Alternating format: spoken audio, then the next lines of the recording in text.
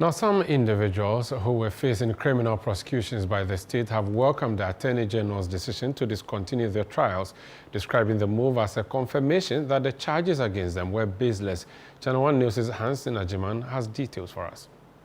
The discontinuation of several high-profile cases was widely expected, as the opposition National Democratic Congress had long described them as acts of political persecution. I see the prosecution, or which today people call persecution, as a narrative that the Kufuor administration was simply trying to push across, just to vilify and paint the Mahama administration as a corrupt administration. But unfortunately, I think time has revealed that indeed that was not the case, considering the number of prosecutions that went on and the number of convictions that were secured.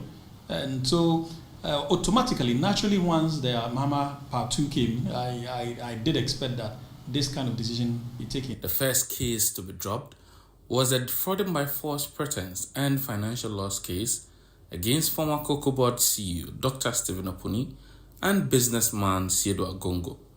At the time of withdrawal, the prosecution had already closed its case, with Dr. Opuni completing his defense, while Siedo Agongo was still presenting his.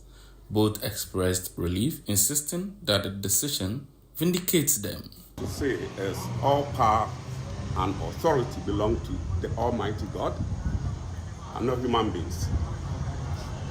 And then I will add that the living God I serve has disgraced and has cursed all my enemies, my persecutors, and my destiny hunters. That's all I'll tell you.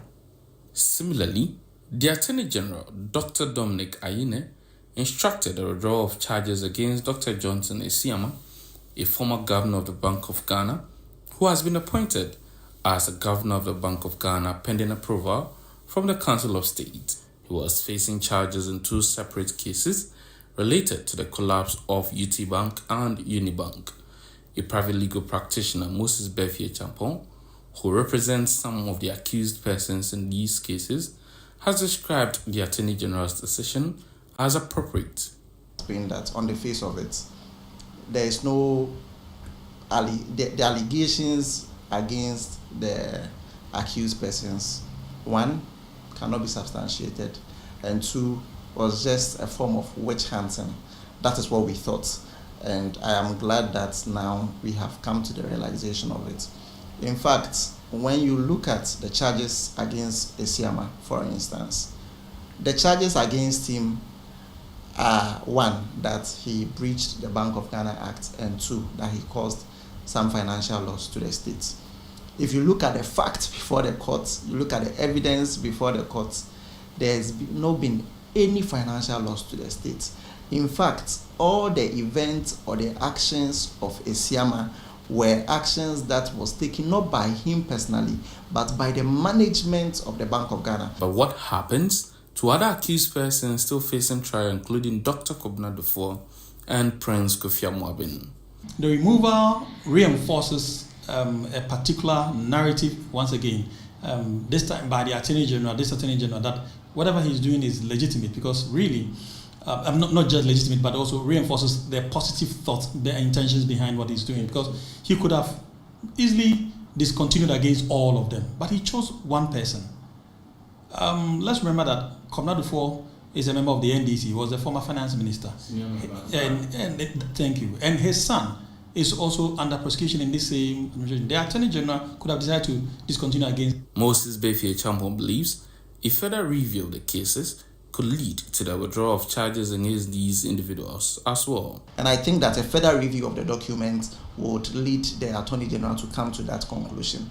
Just as we said from the start, we still maintain that they will not be able to establish their case. And so you shouldn't waste anybody's time, because your most important witnesses, PW1 and PW2, have been in the box. In fact, we are done cross-examining PW1 and PW2. We are yet to move to PW3. And if you cannot, at the beginning, in a can say at the beginning you cannot really substantiate, and there are a lot of inconsistencies and hearsays, then legally I don't think that it will be prudent for us to spend our resources on this.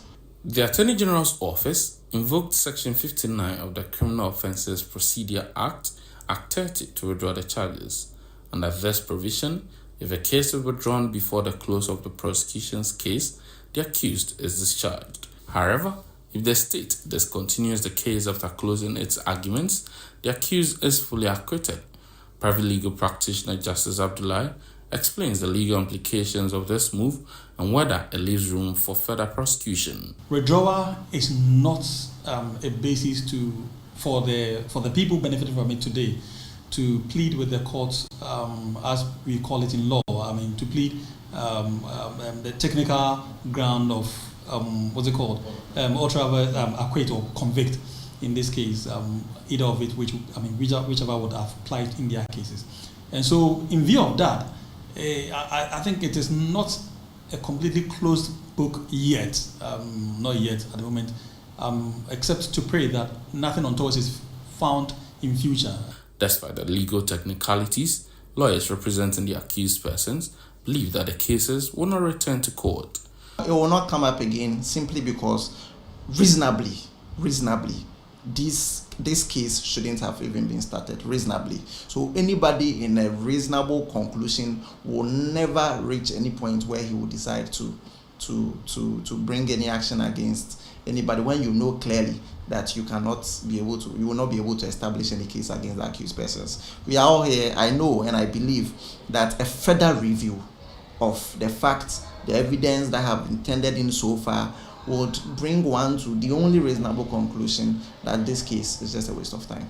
Other discontinued cases include the Samuel Ofosu-Apofu case and the state's appeal against the acquittal of Dr. Kesalato Forsen and Richard Jakpa.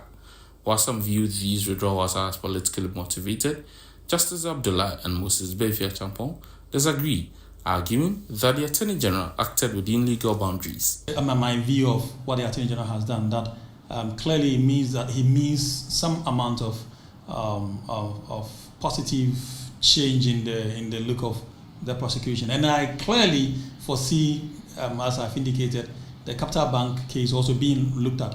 Let's all remember that prosecution, and indeed criminal cases, do not die.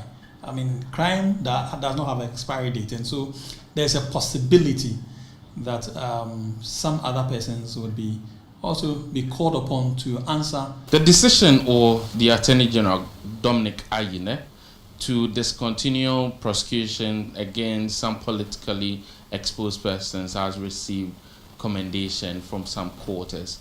But some are also questioning if this really is the end of the road for these persons, because they may in the future face similar charges. Reporting for ChannelOne News, Hansen Ajimon.